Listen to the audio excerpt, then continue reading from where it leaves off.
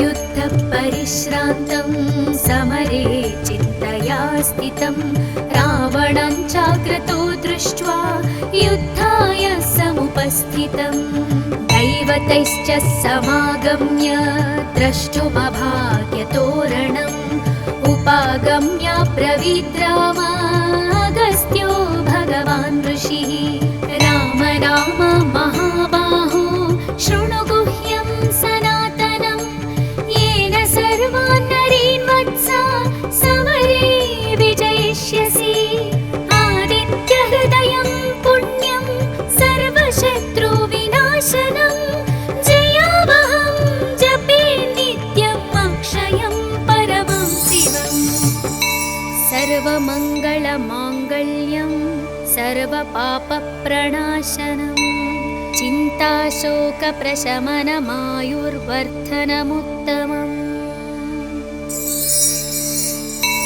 रश्मिमन्तं समुद्यन्तं देवासुरनमस्कृतं पूजयस्व विवस्वन्तं भास्करं भुवनेश्वरं सर्वदेवात्मको ह्येष तेजस्वी रश्मिभावनः एष देवासुरगणान् लोकान् पाति गभस्तिभिः एष ब्रह्मा च विष्णुश्च शिवस्कन्द प्रजापतिः महीन्द्रो धनदत्कालो यमः सोमो ह्यपाम्पतिः पितरो वसवः साध्या ह्यश्विनौ मरुतो मनुः वायुर्वह्निः प्रजाप्राण ऋतुकर्ता प्रभाकरः आदित्यः सविता सूर्यः खगः पूषा गभस्तिमान् सुवर्णसदृशो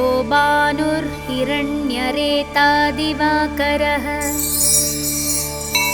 हरितश्वः सहस्रार्चिः सप्तसप्तिर्मरीचिमान् तिमिरोन्मन्थनशम्भुस्त्वष्टा मार्ताण्डांशुमान् हिरण्यगर्भः शिशिरस्थपनो भास्करो रविः अग्निगर्भोदिते पुत्रः शङ्खः शिशिरनाशनः व्योमनाथस्तमो भेदी ऋग्यज्जुः सामपारगः घनवृष्टिरपां मित्रो विन्ध्यवेधिप्लवङ्गमः आतपी मण्डली मृत्युः पिङ्गळः सर्वतापनः कविर्विश्वो महातेजा रक्तः सर्वभवोद्भवः नक्षत्रग्रहताराणाम् अधिपो विश्वभावनः तेजसामपि तेजस्वी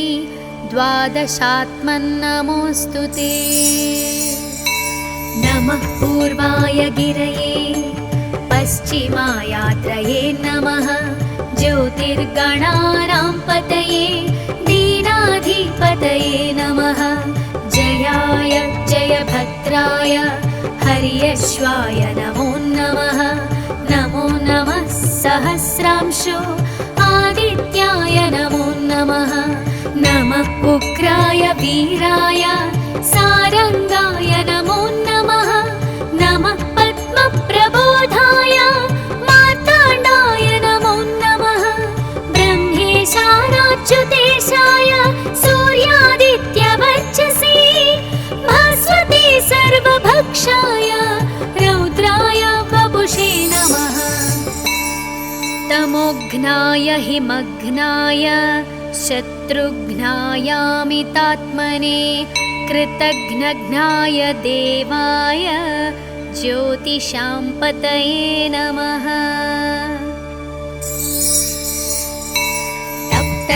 तप्तचामीकराभाय वह्नये विश्वकर्मणे नमस्तमोभिनिघ्नाय रुचये लोकसाक्षिणे नाशयत्येष वैभूतं तदेव सृजति प्रभुः पायत्येष तपत्येष वर्षत्येष गभस्तिभिः येष सुप्तेषु जागर्ति भूतेषु परिनिष्ठितः येष एवाग्निहोत्रं च फलं चैवाग्निहोत्रिणां वेदाश्च क्रतवश्चैव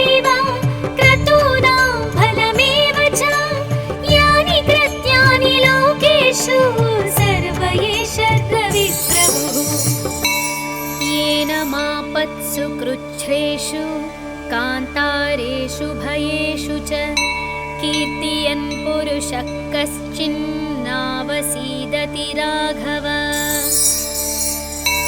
पूजयस्वैनमेकाग्रो देवदेवं जगत्पतिम् एतत्त्रिगुणितं जप्त्वा युद्धेषु विजयिष्यसि। अस्मिन् क्षणे महाबाहो रावणं त्वं वधिष्यसि। एवमुक्त्वा तदागस्त्यो जगाम च यथागतम्। एतत् श्रुत्वा महातेजा नष्टशोको भवत्तदा। धारयामास सुप्रीतो राघव प्रयतात्मवान्। आदित्यं प्रेक्ष्य त्यक्त्वा तु परं हर्षमवाप्तवान्। त्रिराचम्य शुचिर्भूत्वा धनुरादाय वीर्यवान्। रावणं प्रेक्ष्य हृष्टात्मा युद्धाय समुपागमत्। सर्वयत्नेन महता वधे तस्य धृतोऽभवत्। अथ रविरवदन्निरीक्ष्य रामं मुदितमनाः परमं प्रहृष्यमाणः। निशिचरपतिसंशयं विदित्वा सुरगणमध्यगतो वचस्त्वरेति। इति श्री आदित्यहृदयं सम्पूर्णम्।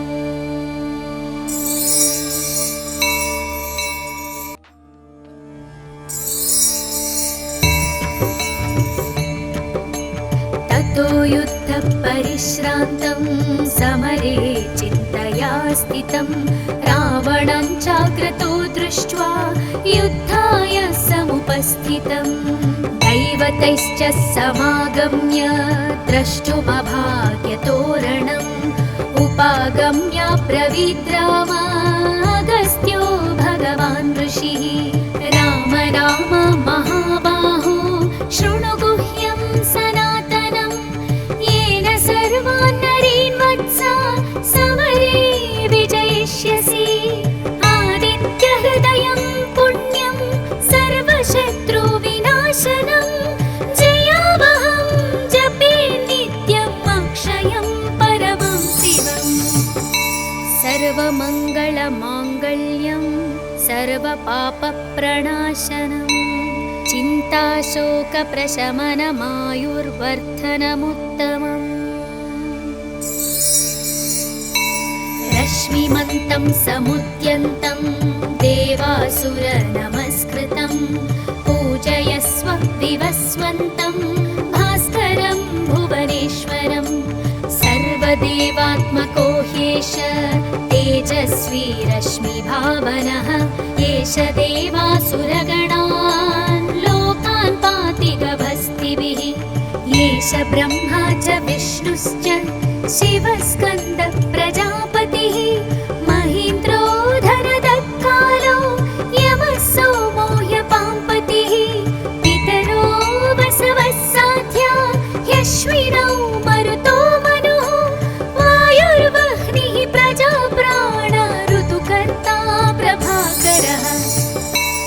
आदित्यः सविता सूर्यः खगपूषा गभस्तिमान्। सुवर्णसदृशो भानुर्हिरण्यरेता दिवाकरः। हरितश्वः सहस्रार्चिः सप्तसप्तिर्मरीचिमान्। तिमिरोन्मन्थनशम्भुस्त्वष्टा मार्ताण्डांशुमान्। हिरण्यगर्भः शिशिरस्थपनो भास्करो रविः। अग्निगर्भोदिते पुत्रः शङ्खः शिशिरनाशनः। व्योमनाथस्तमो भेदी ऋग्यज्जुःसामपारगः। घनवृष्टिरपां मित्रो विन्ध्यवेधिप्लवङ्गमः। आतपी मण्डली मृत्युः पिङ्गळः सर्वतापनः। कविर्विश्वो महातेजा रक्तः सर्वभवोद्भवः। नक्षत्रग्रहताराणाम् अधिपो विश्वभावनः। तेजसामपि तेजस्वी द्वादशात्मन्नमोऽस्तु ते। नमः पूर्वाय गिरये पश्चिमायात्रये नमः। ज्योतिर्गणानां पतये दीनाधिपतये नमः। जयाय जयभद्राय हर्यश्वाय नमो नमः। नमो नमः सहस्रांशो आदित्याय नमो नमः। नमः उग्राय वीराय सारंगाय नमो नमः। नमः पद्मप्रबोधाय मार्ताण्डाय नमो नमः। ब्रह्मेशानाच्युतेशाय सूर्यादित्यवर्चसे भास्वते सर्वभक्षाय रौद्राय वपुषे नमः। तमोघ्नाय हिमघ्नाय शत्रुघ्नायामितात्मने कृतघ्नघ्नाय देवाय ज्योतिषां पतये नमः।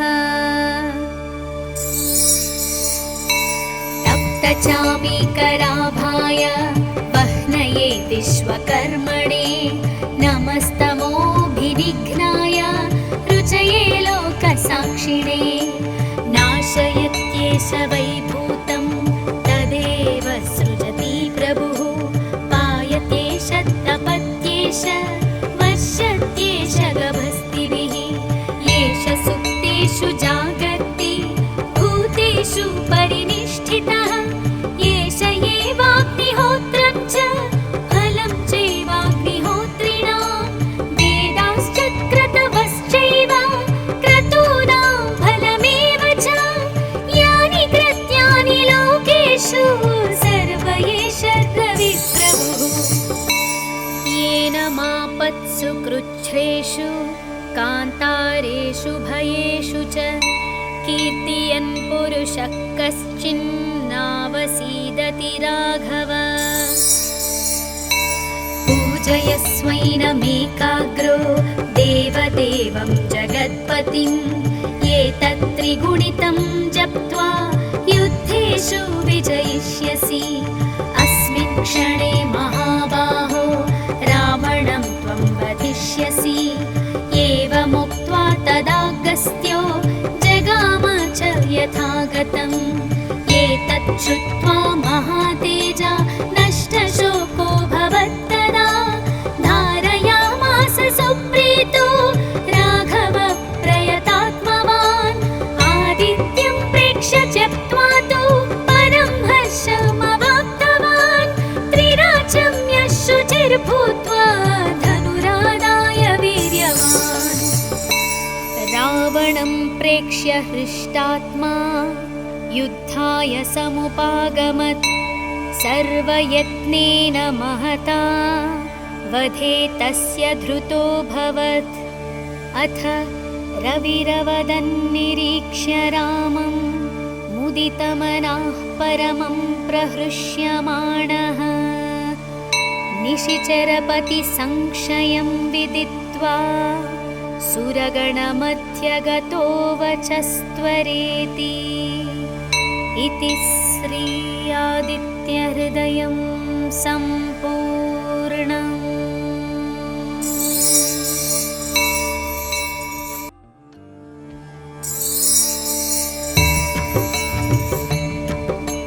ततो युद्धपरिश्रान्तं समरे चिन्तया स्थितं।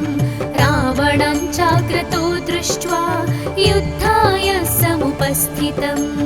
दैवतैश्च समागम्य द्रष्टुमभाग्यतोरणम्। उपागम्य ब्रवीद्राम अगस्त्यो भगवान् ऋषिः। राम राम महाबाहो शृणु गुह्यं सनातनं। येन सर्वान् नरीन् वत्सा समरे विजयिष्यसि। आदित्यहृदयं पुण्यं सर्वशत्रुविनाशनं।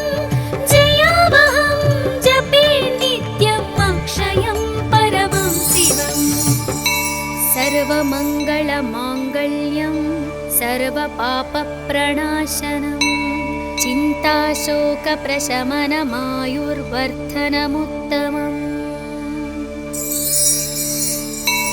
रश्मिमन्तं समुद्यन्तं देवासुरनमस्कृतं पूजयस्व विवस्वन्तं भास्करं भुवनेश्वरं सर्वदेवात्मको ह्येष तेजस्वी रश्मिभावनः एष देवासुरगणान् लोकान् पाति गभस्तिभिः एष ब्रह्मा च विष्णुश्च शिवस्कन्द प्रजापतिः महीन्द्रो धनदत्कालो यमः सोमो ह्यपाम्पतिः पितरो वसवः साध्या ह्यश्विनौ मरुतो मनुः वायुर्वह्निः प्रजाप्राण ऋतुकर्ता प्रभाकरः आदित्यः सविता सूर्यः खगपूषा गभस्तिमान् सुवर्णसदृशो भानुर्हिरण्यरेता दिवाकरः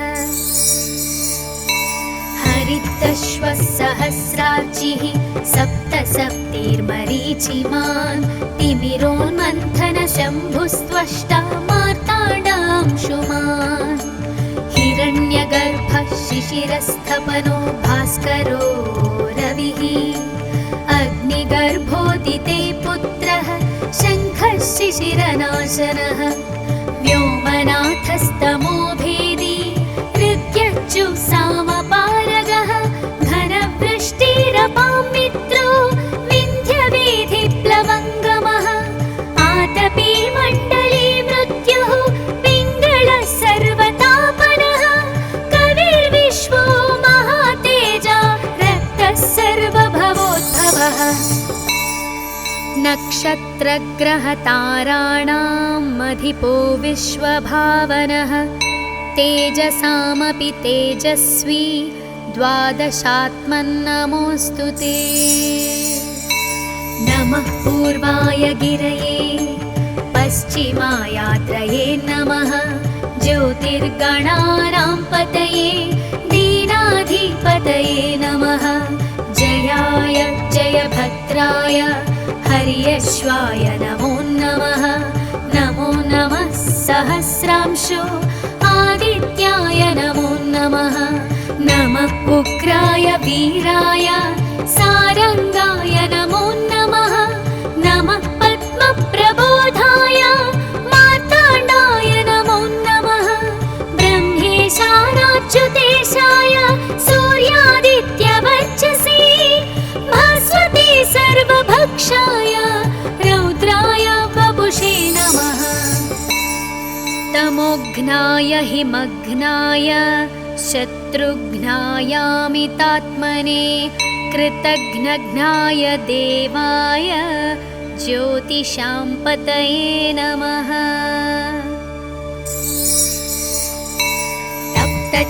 तप्तचामीकराभाय वह्नये विश्वकर्मणे नमस्तमोभिनिघ्नाय रुचये लोकसाक्षिणे नाशयत्येष वैभूतं तदेव सृजति प्रभुः पायत्येष तपत्येष वर्षत्येष गभस्तिभिः येष सुप्तेषु जागर्ति भूतेषु परिनिष्ठितः येष एवाग्निहोत्रं च फलं चैवाग्निहोत्रिणां वेदाश्च क्रतवश्चैव क्रतूनां फलमेव च यानि कृत्यानि लोकेषु सर्व एष रविप्रभुः येन मापत्सु कृच्छ्रेषु कान्तारेषु भयेषु च कीर्तयन् पुरुषः कश्चिन्नावसीदति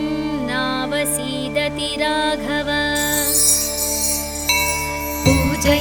पूजयस्वैनमेकाग्रो देवदेवं जगत्पतिं एतत्त्रिगुणितं जप्त्वा युद्धेषु विजयिष्यसि अस्मिन् क्षणे महाबाहो रावणं त्वं वधिष्यसि एवमुक्त्वा तदागस्त्यो जगाम च यथागतम् एतत् श्रुत्वा महातेजा नष्टशोको भवत्तदा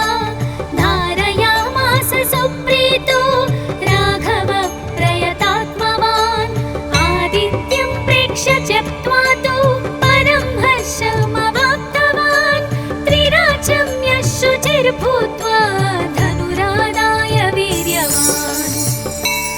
रावणं प्रेक्ष्य हृष्टात्मा युद्धाय समुपागमत्। सर्वयत्नेन महता वधे तस्य धृतोऽभवत्। अथ रविरवदन्निरीक्ष्य रामं मुदितमनाः परमं प्रहृष्यमाणः। निशिचरपतिसंशयं विदित्वा सुरगणमध्यगतो वचस्त्वरेति। इति श्री आदित्यहृदयं सम्पूर्णम्।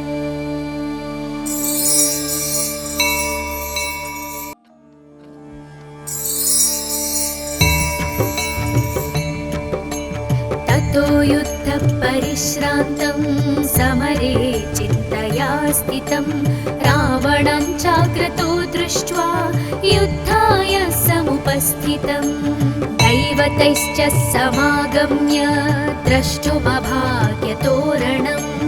उपागम्य ब्रवीद् राम अगस्त्यो भगवान् ऋषिः। राम राम महाबाहो शृणु गुह्यं सनातनं। येन सर्वान् नरीन् वत्सा समरे विजयिष्यसि। आदित्यहृदयं पुण्यं सर्वशत्रुविनाशनं। जयावहं जपे नित्यम् अक्षयं परमं शिवम्। सर्वमङ्गलमाङ्गल्यं सर्वपापप्रणाशनम्। चिन्ताशोकप्रशमनमायुर्वर्धनमुत्तमम्। रश्मिमन्तं समुद्यन्तं देवासुरनमस्कृतं। पूजयस्व विवस्वन्तं भास्करं भुवनेश्वरं।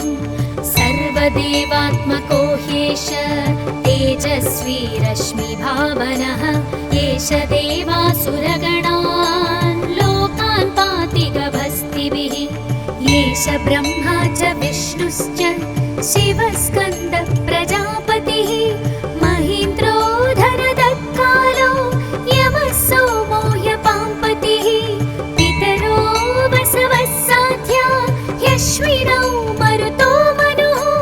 वायुर्वह्निः प्रजाप्राण ऋतुकर्ता प्रभाकरः।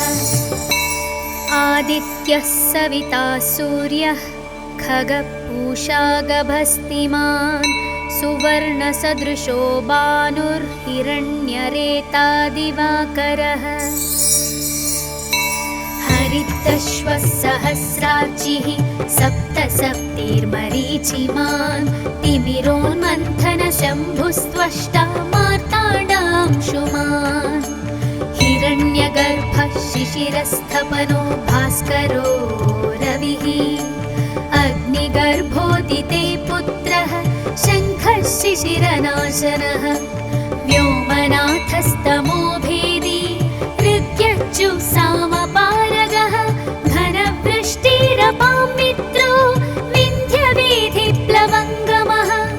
आतपी मण्डली मृत्युः पिङ्गळः सर्वतापनः। कविर्विश्वो महातेजा रक्तः सर्वभवोद्भवः। नक्षत्रग्रहताराणां अधिपो विश्वभावनः। तेजसामपि तेजस्वी द्वादशात्मन्नमोऽस्तु ते। नमः पूर्वाय गिरये पश्चिमायात्रये नमः। ज्योतिर्गणानां पतये दीनाधिपतये नमः। जयाय जयभद्राय हर्यश्वाय नमो नमः। नमो नमः सहस्रांशो आदित्याय नमो नमः। नमः उग्राय वीराय सारंगाय नमो नमः। नमः पद्मप्रबोधाय मार्ताण्डाय नमो नमः। ब्रह्मेशानाच्युतेशाय सूर्यादित्यवर्चसे भास्वते सर्वभक्षाय रौद्राय वपुषे नमः। तमोघ्नाय हिमघ्नाय शत्रुघ्नायामितात्मने कृतघ्नघ्नाय देवाय ज्योतिषां पतये नमः।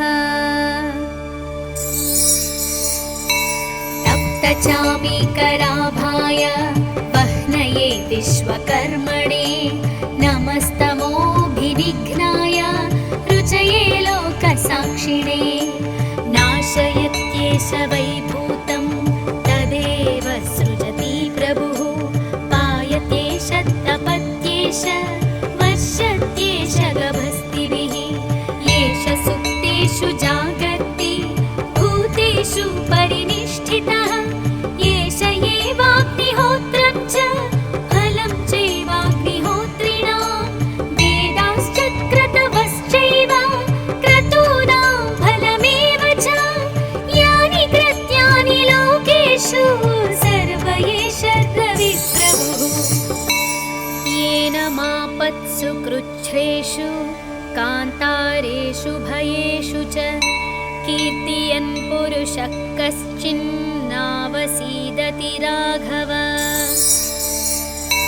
पूजयस्वैनमेकाग्रो देवदेवं जगत्पतिं एतत्त्रिगुणितं जप्त्वा युद्धेषु विजयिष्यसि अस्मिन् क्षणे महाबाहो रावणं त्वं वधिष्यसि।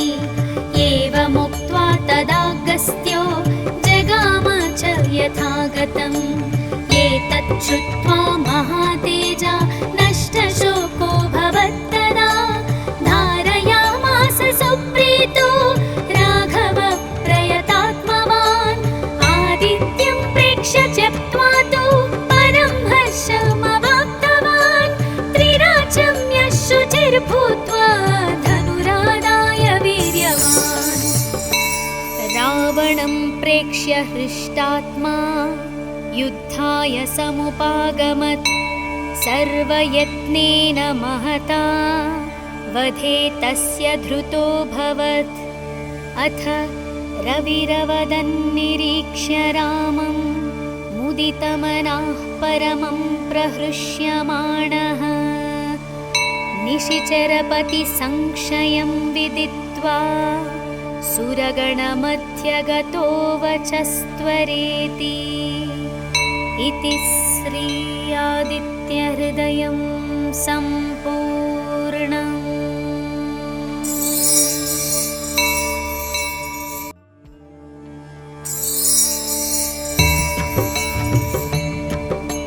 ततो युद्धपरिश्रान्तं समरे चिन्तया स्थितं रावणं चाक्रतो दृष्ट्वा युद्धाय समुपस्थितम् दैवतैश्च समागम्य द्रष्टुमभाग्यतोरणम् उपागम्य ब्रवीद्रामागस्त्यो भगवान् ऋषिः राम राम महाबाहो शृणु गुह्यं सनातनं येन सर्वान् नरीन् वत्सा समरे विजयिष्यसि आदित्यहृदयं पुण्यं सर्वशत्रुविनाशनं जयावहं जपे नित्यम् अक्षयं परमं शिवम् सर्वमङ्गलमाङ्गल्यं सर्वपापप्रणाशनं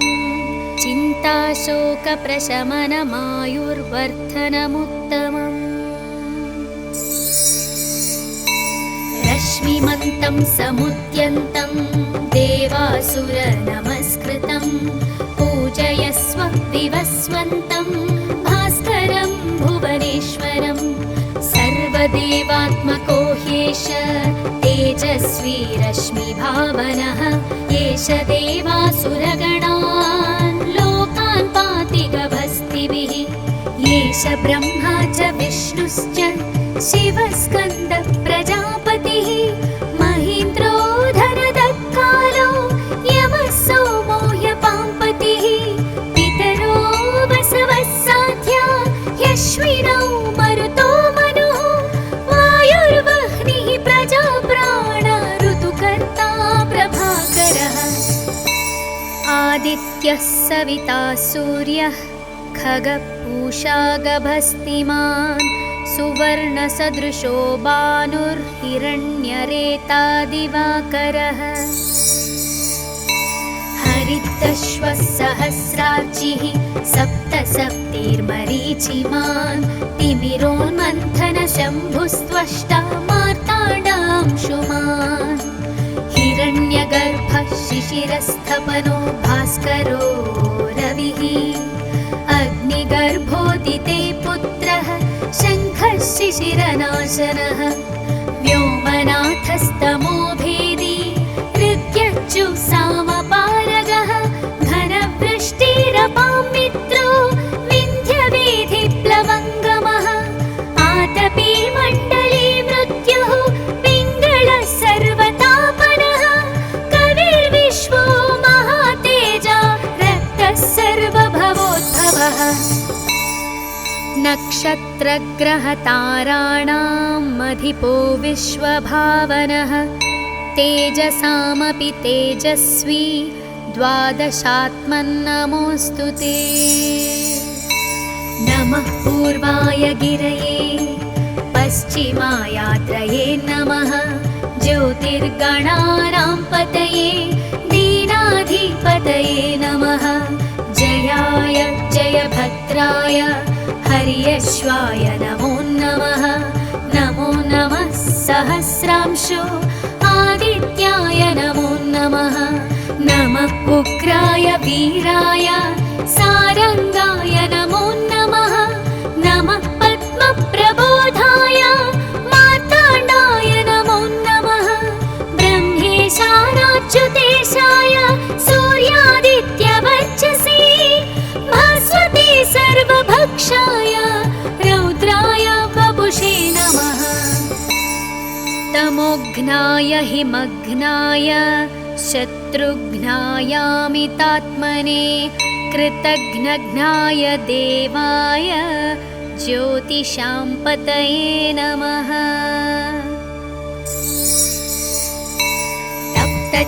तप्तचामीकराभाय वह्नये विश्वकर्मणे नमस्तमोभिनिघ्नाय रुचये लोकसाक्षिणे नाशयत्येष वैभूतं तदेव सृजति प्रभुः पायतेष तपत्येष वर्षत्येष गभस्तिभिः येष सुप्तेषु जागर्ति भूतेषु परिनिष्ठितः येष एवाग्निहोत्रं च फलं चैवाग्निहोत्रिणां वेदाश्च क्रतवश्चैव क्रतूनां फलमेव च यानि कृत्यानि लोकेषु सर्व एष रविप्रभुः येन मापत्सु कृच्छ्रेषु कान्तारेषु भयेषु च कीर्तयन् पुरुषः कश्चिन्नावसीदति राघव पूजयस्वैनमेकाग्रो देवदेवं जगत्पतिम् एतत्त्रिगुणितं जप्त्वा युद्धेषु विजयिष्यसि अस्मिन् क्षणे महाबाहो रावणं त्वं वधिष्यसि एवमुक्त्वा तदागस्त्यो जगाम च यथागतम् एतत् श्रुत्वा महातेजा नष्टशोको भवत्तदा धारयामास सुप्रीतो राघव प्रयतात्मवान् आदित्यं प्रेक्ष्य त्यक्त्वा तु परं हर्षमवाप्तवान् त्रिराचम्य शुचिर्भूत्वा धनुरादाय वीर्यवान् रावणं प्रेक्ष्य हृष्टात्मा युद्धाय समुपागमत् सर्वयत्नेन महता वधे तस्य धृतोऽभवत् अथ रविरवदन्निरीक्ष्य रामं मुदितमनः परमं प्रहृष्यमाणः निशिचरपतिसंशयं विदित्वा सुरगणमध्यगतो वचस्त्वरेति इति श्री आदित्यहृदयं सम्पूर्णम्।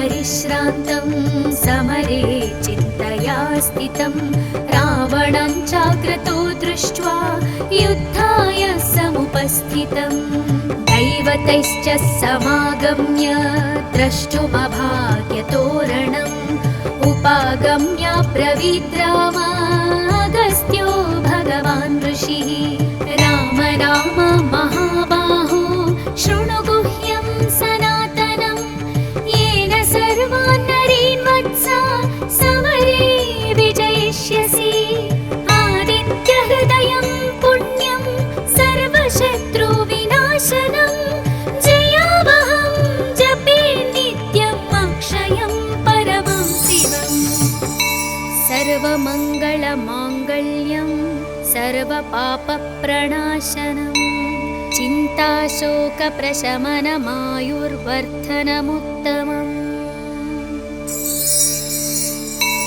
रश्मिमन्तं समुद्यन्तं देवासुरनमस्कृतं पूजयस्व विवस्वन्तं भास्करं भुवनेश्वरं सर्वदेवात्मको ह्येष तेजस्वी रश्मिभावनः एष देवासुरगणान् लोकान् पाति गभस्तिभिः एष ब्रह्मा च विष्णुश्च शिवस्कन्द प्रजापतिः महीन्द्रो धनदत्कालो यमः सोमो ह्यपाम्पतिः पितरो वसवः साध्या ह्यश्विनौ मरुतो मनुः वायुर्वह्निः प्रजाप्राण ऋतुकर्ता प्रभाकरः आदित्यः सविता सूर्यः खगपूषा गभस्तिमान् सुवर्णसदृशो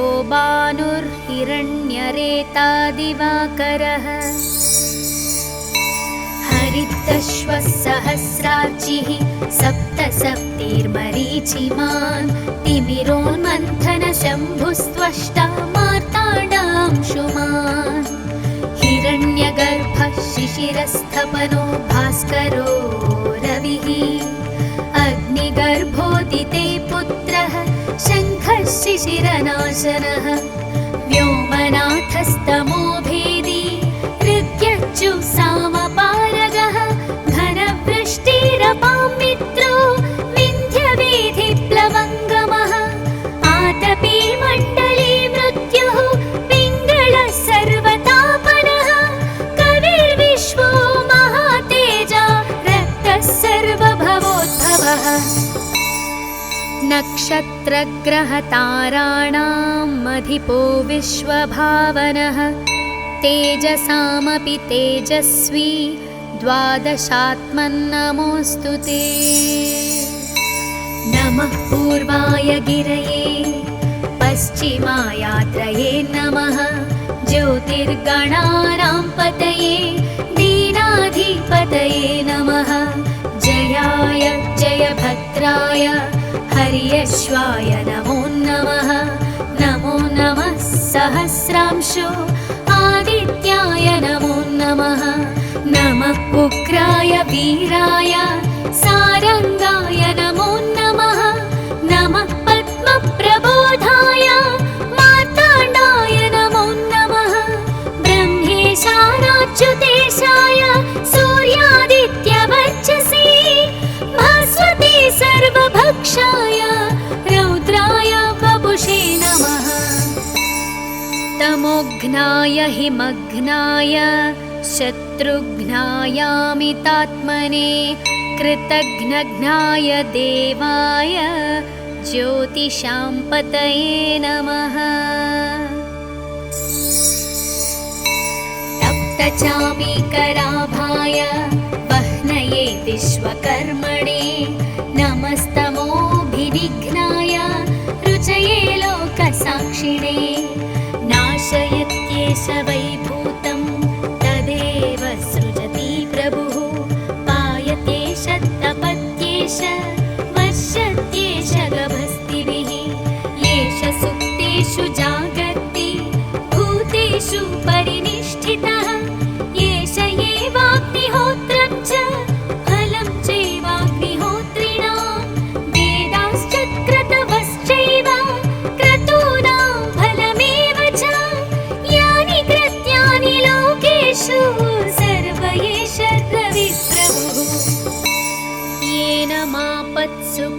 युद्धेषु कान्तारेषु भयेषु च कीर्तियन् पुरुषः कश्चिन्नावसीदति राघव। पूजयस्वैनमेकाग्रो देवदेवं जगत्पतिम् एतत् त्रिगुणितं जप्त्वा युद्धेषु विजयिष्यसि। अस्मिन् क्षणे महाबाहो रावणं त्वं वधिष्यसि। एवमुक्त्वा तदागस्त्यो जगाम च यथागतम्। एतत् श्रुत्वा महातेजा नष्टशोको भवत्तदा। धारयामास सुप्रीतो राघव प्रयतात्मवान्। आदित्यं प्रेक्ष्य त्यक्त्वा तु परं हर्षमवाप्तवान्। त्रिराचम्य शुचिर्भूत्वा धनुरादाय वीर्यवान्। रावणं प्रेक्ष्य हृष्टात्मा युद्धाय समुपागमत्। सर्वयत्नेन महता वधे तस्य धृतोऽभवत्। अथ रविरवदन्निरीक्ष्य रामं मुदितमनाः परमं प्रहृष्यमाणः। निशिचरपतिसंशयं विदित्वा सुरगणमध्यगतो वचस्त्वरेति। इति श्री आदित्यहृदयं सम्पूर्णम्।